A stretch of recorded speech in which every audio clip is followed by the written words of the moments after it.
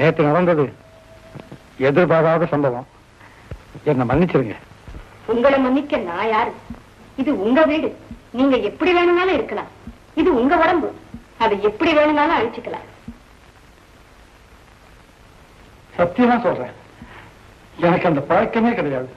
பழகிறதுக்கு ரொம்ப நாள் ஆகாது. ஆனா பழக்கங்கிறது ஒரு சிலந்தி வலை மாதிரி. அதை ஆரம்பத்திலேயே அறுக்காட்டி போனா அப்புறம் என்னைக்குமே அறுக்க முடியாத இரும்பு சங்கிலி ஆயிடும். எனக்கும் அது நல்லா தெரியும். குடிக்கிறவங்களை கண்டாலே எனக்கு பிடிக்காது. அவங்களோட பேசவும் மாட்டேன், பழகவும் மாட்டேன். ஏன், நானே பல பேரை குடிக்க கூடாதுன்னு தடுத்தும் இருக்கேன்.